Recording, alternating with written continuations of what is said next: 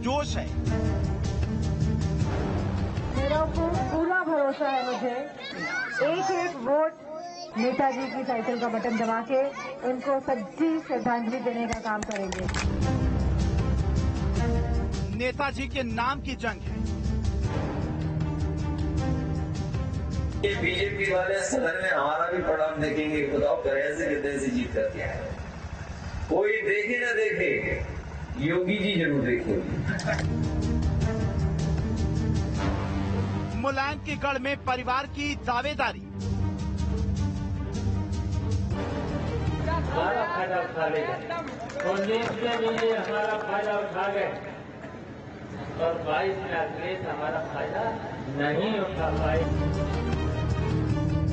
BJP का दावा परिणाम की भारी। पूरी बदलाव की गंगा बहाने के लिए तैयार है। दोनों सियासी दलों में वार पलटवार है। समाजवादी पार्टी का नारा है खाली ब्लॉक हमारा। कितना झूठ बोलते और दीवार ये सच्ची चले। गढ़ की लड़ाई में 24 की तस्वीर नजर आई है। जो परिणाम आएगा उसका असर 24 के चुनाव में ही पड़ेगा। पहलवान के अखाड़े में बहू को मिलेगा आशीर्वाद। देखिए, डिम्पल यादव बहुत बड़े वोट से जीता है जी। क्या जनता लाएगी परिवर्तन? जंगल राज खत्म करने का काम किया है, उसी आधार पर प्रदेश की जनता आज भारतीय जनता पार्टी के लोगों को आशीर्वाद देने का काम करती है। क्या कहती है मैनपुरी की सियासत? हमारे ग्राम के लोग बैठे हैं, हम कह रहे पूरे ग्राम पंचायत में अगर एक काम गिना दें ग्राम पंचायत में जो सरकार द्वारा विकास करवाया गया, पक्का आपकी बात परिवर्तन होना है। मैनपुरी जिला में आपकी बात बीजेपी काफी वोटों से जीतेगी। और यहाँ के लोग क्या कुछ मानते हैं ये हम इन्हीं से जानने की कोशिश करेंगे। बताएगा गढ़ का रिपोर्टर। नमस्कार, न्यूज स्टेट स्पेशल गढ़ के रिपोर्टर में मैं हूं आपके साथ रंजना रावत। सियासी दिग्गजों के गढ़ में उतरी है न्यूज स्टेट की टीम। गढ़ की लड़ाई में बात मैनपुरी की करेंगे। मुलायम का गढ़ जहां समाजवादी विरासत की लड़ाई है तो परिवार की प्रतिष्ठा का भी सवाल है और जिसे बचाने का दारोमदार मुलायम की बहू डिंपल पर है। सामने है मुलायम सिंह यादव के सियासत का पाठ सीखने वाले बीजेपी के उम्मीदवार रघुराज सिंह शाक्य। सवाल, जीतेगा कौन? मैनपुरी में आप इस समय जहां भी जाइए हर विधानसभा क्षेत्र में बस चुनाव की चर्चा है और हर कोई अपनी पार्टी को जिताने की बात कर रहा है। लेकिन यहां पर ये कहते हैं कि ये मुलायम सिंह यादव जी का गढ़ है, समाजवादी पार्टी का एक वर्चस्व यहां पर रहा है और वही कुछ यहां देखने को मिल रहा है कि कार्यकर्ताओं में खासा जोश है। समाजवादी पार्टी के पावर सेंटर की ये जंग है, मुलायम के गढ़ की ये लड़ाई है, अखिलेश के सामने विरासत को बचाने की चुनौती है। इसलिए हम लोगों को सावधान रहकर के ही फैसला लेना है और इस चुनाव में जो परिणाम आएगा उसका असर 24 के चुनाव में ही पड़ेगा। पहलवान के अखाड़े में विरासत को बचाने के लिए बहू मैदान में है तो परिवार की विरासत को चुनौती मुलायम से सियासत का ककहरा सीखने वाले रघुराज सिंह शाक्य से है जो बीजेपी की तरफ से मैदान में है। मैं आपको आज भरोसा देके जा रही हूँ कि जो भावात्मक रिश्ता नेताजी का रहा है यहाँ के लोगों के साथ, वही रिश्ता भैया का, आपके भैया का और मेरा भी अब से होने जा रहा है। जिस तरह जनता में उत्साह है, मैं तो भारतीय जनता पार्टी कार्यकर्ताओं को प्रणाम करता हूँ, नमन करता हूँ। इतना जोश कार्यकर्ताओं में, इतने मेहनती हैं, इनका कोई मुकाबला नहीं है। ये मैनपुरी की लोकसभा में 5 तारीख को कमल का बटन दबेगा, 8 तारीख को कमल का फूल खिलने का काम होगा। पहलवान के गढ़ में कमल पताका लहराने को बीजेपी बेताब है। समाजवाद का आखिरी किला फतह करने के लिए यूपी बीजेपी के तमाम दिग्गज चुनावी मैदान में हैं। सफलता ऐतिहासिक मिलेगी। मैनपुरी एक तरह से जेल का ताला जैसे बंद करके सफाइयों ने रखा था, वो जेल का ताला टूटा। अखिलेश यादव जी हों चाहे उनके चच्चा मोहम्मद आजम खां हो, जब चुनाव में हार सामने दिखाई देती है तो पहले बहाने खोजना शुरू कर देते। नेताजी का सम्मान हम लोग भी करते हैं और लगातार प्रधानमंत्री जी ने भी उनके प्रति अपनी संवेदनशीलता दिखाई है, लेकिन यहाँ पर मैनपुरी के लोगों की सम्मान का मामला है। मैनपुरी के लोगों की इज्जत आबरू का विषय है। गुंडे माफिया बदमाश लुच्चे लफंगे सड़कों पर निकल करके जिस ढंग से भोले भाले लोगों को प्रताड़ित करते थे, आज समय आ गया है कि मैनपुरी के लोग कमल को अपनाएं और कमल को खिलाएं, प्रचंड बहुमत से खिलाएं। परिवार की विरासत को बचाने के लिए आत्मसम्मान को किनारे रख एक बार फिर चाचा शिवपाल भतीजे अखिलेश के साथ आए हैं। बहू के लिए समाजवादी कुनबा फिर से एक हो गया है। नेताजी के न रहने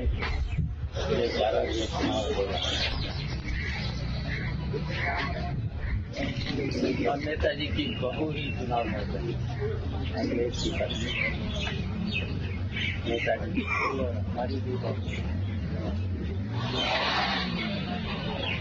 तो चुनाव लड़ रही और इस चुनाव में आप ही लोग जिताएंगे और जिताते भी रहे। कुछ लोगों को तो जिता भी गए, सबकी और ज्यादा वोटों से। अभी 6 महीना पहले तो मुझे ही जिताया और 92,000 से मुझे जिताया, तब नहीं 92,000 वोट भी बहुत मिले। खतरे में तो हमारी वजह से देश सरकार में आ गए, हमारा फायदा उठा रहे हैं। 19 में भी हमारा फायदा उठा गए और 22 में अखिलेश हमारा फायदा नहीं उठा पाए। अगर फायदा उठा लेते तो उत्तर प्रदेश में समाजवादी पार्टी की सरकार होती। जीत के दावे सबके अपने अपने हैं, लेकिन मैनपुरी का सियासी इतिहास 26 साल से समाजवादी पार्टी के साथ रहा है। मैनपुरी से मुलायम का अटूट रिश्ता रहा है। 26 साल से मुलायम का लोकसभा सीट पर एक तरफा राज है।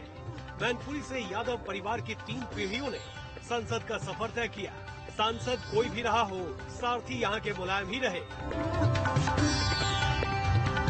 पहली बार यादव परिवार बिना मुलायम चुनावी मैदान में है। मैनपुरी का उपचुनाव ही अब मुलायम के बाद सफाई के यादव परिवार की नई सियासी पटकथा लिखेगा। उपचुनाव के नतीजे बताएंगे मुलायम की बहू को लोग अपनाते हैं या इस बार परिवर्तन लेकर आते हैं। रघुराज सिंह शाक्य को भी एड़ी चोटी का जोर लगाना पड़ रहा है, तो वही समाजवादी पार्टी के पूरे परिवार को भी यहाँ पर अपनी ताकत का पूरा जोर आजमाइश लगानी पड़ रही है ताकि वो अपने गढ़ को बचा सके। अब देखने वाली बात ये होगी कि जिस दिन बटन दबाया जाएगा 5 तारीख को आखिर क्या होगा, जनता किसे जिताकर मैनपुरी से भेजेगी, ये देखने वाली बात होगी।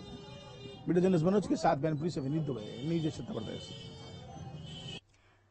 इस बार मैनपुरी का चुनाव कौन जीतेगा, ये एक अलग सवाल है, लेकिन जो भी जीतेगा वो मैनपुरी की सीट पर इतिहास बदलेगा, क्योंकि इस सीट पर आज तक ना कोई महिला उम्मीदवार जीती है और ना ही कोई शाक्य उम्मीदवार ने जीत दर्ज की है। चलिए अब आपको ग्राफिक्स के जरिए इस सीट के समीकरण को समझाते हैं। मैनपुरी में अब की बार इतिहास बदलने जा रहा है, और क्यों? क्योंकि इस सीट पर आज तक कभी कोई महिला उम्मीदवार नहीं जीती है और ना ही कोई शाक्य। और मैनपुरी सीट पर पहली बार शाक्य या फिर महिला उम्मीदवार की जीत होगी। 19 लोकसभा चुनाव में शाक्य उम्मीदवार मैदान में उतरे, लेकिन जीत किसी को नहीं मिली। मुलायम के गढ़ में किसी महिला प्रत्याशी को भी जीत नहीं मिली है। और मैनपुरी सीट पर सबसे पहले कांग्रेस ने सीट पर जीत दर्ज की थी, फिर क्षेत्रीय दलों के खाते में भी सीट आती रही है, और 1996 के बाद सीट पर मुलायम सिंह यादव का कब्जा रहा है। 1996 के बाद समाजवादी पार्टी कभी ये सीट नहीं हारी है, और यहां से 3 चुनावों में 4 बार महिला प्रत्याशी चुनाव लड़ चुकी हैं, लेकिन जीत किसी को भी हासिल नहीं हुई है। तो ऐसे में अब की बार जो भी चुनाव जीतेगा वो एक अलग इतिहास बनाएगा। अब आपको लेकर चलते हैं मैनपुरी जिले की किसनी विधानसभा सीट पर, जानते हैं क्या कहती है वहां की ग्राउंड रिपोर्ट। देखिए। मैनपुरी लोकसभा उपचुनाव में चलेगी साइकिल या फिर खिलेगा कमल, ये जानने के लिए आज हम जा पहुंचे हैं मैनपुरी। यहाँ की जनता से जानने की कोशिश करेंगे कि मैनपुरी की जनता किसे पसंद करती है। वो मुलायम सिंह की बहू डिंपल यादव को पसंद करती है या फिर भारतीय जनता पार्टी के प्रत्याशी रघुराज सिंह साके को। आखिर यहाँ की जनता का रुख क्या है और यहाँ का चुनावी समीकरण क्या कुछ कहता है। पहुंचे हैं देहात क्षेत्र में। ये किसनी विधानसभा है, फरंजी ग्राम पंचायत है। चाचा राम, यहीं के रहने वाले हो आप? फरंजी के। इस बार क्या कुछ लग रहा है आपको? क्या लग रहा है इलेक्शन में? हम बता नहीं सकते हैं, जवाब तो बताया ही नहीं, आपको कभी नहीं बताया। अच्छा, बस जब वोट डालोगे तभी डालोगे? तभी डालूंगा। हाँ, वोट डालें जहाँ डालें तो। ठीक है, तो आगे चलते हैं। देखिए तमाम ये फरंजी गांव में है। देखिए चौपाल यहाँ पर है, तमाम लोग यहाँ पर बैठे हुए हैं, गांव देहात के लोग हैं जो घरों से बाहर आते हैं। कैसे 80-20 कौन सा आंकड़ा लगा रहे हैं? 80% बीजेपी और 20% सपा। अच्छा, तो ये तो नेताजी का गढ़ कहा जाता है। पूरा मैनपुरी हुआ, आसपास के पूरे क्षेत्र हुए, कन्नौज और ये सब चीज। ऐसा है कि कहीं कहीं ज्यादा है, कहीं कहीं कम भी है। चलो उन लोगों से बात करते हैं एक बार। आप बताओ भाई साहब, क्या चल रहा है इस बार? बीजेपी का माहौल अच्छा चल रहा है। अच्छा, तो ये सिर्फ इस गांव में है या पूरे विधानसभा में लग रहा है? किसने ये हम बता सकता, हम कहीं जाते तो है नहीं। कार्ड क्या गुंडागर्दी खत्म और भी बातें हैं कुछ। सही है, उसमें सही माहौल चल रहा है। कितना भी टाइम निकल जाओ कोई दिक्कत नहीं। आप बताओ भाई साहब। क्या बताए, वो तो मतदान है, जब मेरा मत होगा तब करेंगे। मैं तो अब ऐसे क्या बता दें? तो माहौल बता दे। सोचा तो होगा ना कुछ ना कुछ। अबे क्या सोचा है? अबे जब कछु तो सोचो यार। जब मेरा वहाँ पर मत बनेगा तो ऐसा करेंगे। अच्छा, हाँ, चेहरे पे वोट नहीं दे रहे उस बार? चेहरे पे किसी कभी नहीं देती है मैं वोट। हाँ। अच्छा, हाँ, तो पहले से तो हमेशा से सपा का गढ़ रहा है। मतलब नेताजी जीतते चले आए हैं, उनके परिवार वाले जीतते चले आए हैं। और आप क्या लग रहा है इस बार माहौल क्या लग रहा है? चुनाव कैसे चल रहा है? बीजेपी का माहौल है। बीजेपी का 80% फैंजी में बीजेपी का वोट है। 20% 20-25% है वो सपा हो जाएगा। और तो पार्टी कोई खड़ी नहीं है। कारण क्या रहा? मतलब नेताजी के जाने के बाद क्या लग रहा है कि सब कुछ बदल गया है क्या? नहीं, नेताजी थे तब भी इतना ही था। वो भी कभी भी बीजेपी की ज्यादा निकलता था यहाँ से। नेताजी तो हमेशा से जीते हैं यहाँ पे। तो जीते हैं यहाँ से। इस गांव से कभी जीत नहीं गई है। इस गांव से कभी जीत नहीं गई। लोकसभा चुनाव की बात कर रहा हूँ, उपचुनाव की बात कर रहा हूँ, पूरे संसदीय क्षेत्र की बात। गाँव से बता सकता आपको, हमेशा बीजेपी यहाँ से जीती है इस गाँव से। हाँ, तो मतलब अच्छा, ये गांव में कितनी संख्या है? क्या 1800 की जनसंख्या वोटिंग है यहाँ पे। 50% वोटिंग होगी। 1900 वोट पड़ेगा, जिसमें 400 वोट समाजवादी पार्टी का पड़ेगा। तो आपने पहले तय कर दिया 1009 वोट पड़ेगा। 50% पोलिंग होगी, उपचुनाव है सर, इससे ज्यादा पोलिंग होगी नहीं। और जिसमें जैसे अभी जो साथ में भाई साहब थे वही कह रहे हैं 25% वोट अदरक हो जाएगी। नॉन यादव गांव है, मोमडनों की भी जनसंख्या ज्यादा नहीं है। उसके बाद भी अगर अदर कास्ट 25-30% वोट दे रही है तो इसका मतलब है समाजवादी पार्टी का माहौल है। 100% यहाँ से डिंपल भाभी की जीत तय है। क्यों भाई, तुम तो मना कर रहे थे? तुम तो कह रहे कि नहीं साहब हमारे 80% तो 80% तो है। ये तो दूर से दिखाई रही है। दूर से दिखाई रही है। दूर से दिख रही है। हाँ, अब बताओ क्या चक्कर क्या है? हाँ? चक्कर है सर, समाजवादी पार्टी की यहाँ से जीत होगी। मैनपुरी से विकास किया है समाजवादी पार्टी ने। अच्छा जी, हमारे ग्राम के लोग बैठे हैं, हम कह रहे पूरे ग्राम पंचायत में अगर एक काम गिना दें, ग्राम पंचायत में जो सरकार द्वारा विकास करवाया गया हो 6 साल के अंदर, अगर ये कोई काम एक बताएं, मैं आपको 20 काम गिना सकता हूँ समाजवादी पार्टी का। यहाँ पे समाजवादी पार्टी ने बहुत सारे काम कराए हैं। तो कौन से काम कराए हैं? साहब कोई नहीं करवाओ काम। तो काम दिखा नहीं देते, सड़कें बननी है। सड़क अरे उन्होंने बनवा दी, मणियन भाई बनवा दी है। मणियन वाली कसम ने करवा ली। हाँ, अच्छा, और 2 बार मेरे इस पे भी रिपेयरिंग हो चुकी है। इस सड़क पर भी रिपेयरिंग हो चुकी है सर। नई सड़क, नया काम कोई भी नहीं हुआ है। नसीरपुर में लाइट, बेटारा में लाइट, सतियाहार में लाइट, बेटारा से नंगला बख्ती मार्ग, सड़क से चतुरुपुर मार्ग, जटपुरा से मड़ैया मार्ग। तो सारे काम गिना दिए। तुम बीजेपी कमजोर पड़ रही है? बीजेपी कमजोर पड़ रही है? नहीं, कोई कमजोर नहीं पड़ रही है। भारतीय जनता पार्टी कोई कमजोर नहीं है। क्या पूरी ताकत लगा रहे हैं बड़े बड़े नेता सब यहाँ? नेता सर बहुत पहले भी आते रहे सर।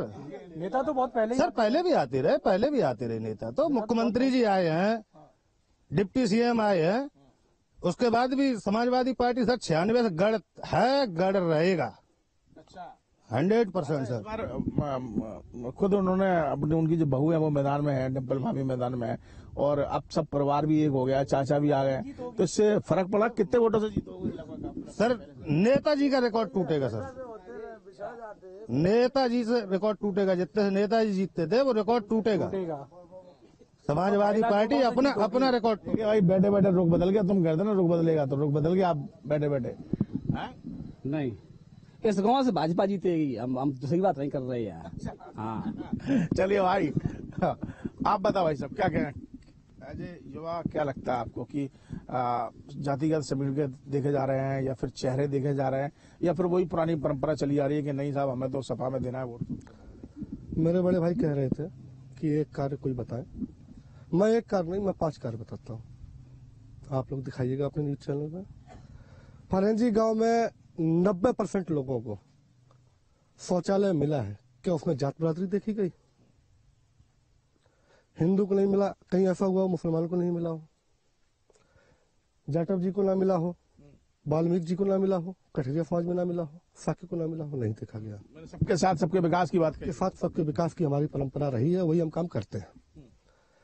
इसके बाद इस बार मतलब क्या लग रहा है आपकी? पूरा कुंबा एक तो सब एक तरफ है, लाइन में है। मैं वही तो आपसे कहना चाह रहा हूँ कि एक किसान का बेटा रघुराज सिंह शाक्य जी, उसने पता नहीं कैसे चुनाव लड़ा कि जो हेलीकॉप्टर से हाथ हिला के चले जाते थे वो आज गांव गांव घूम रहे हैं।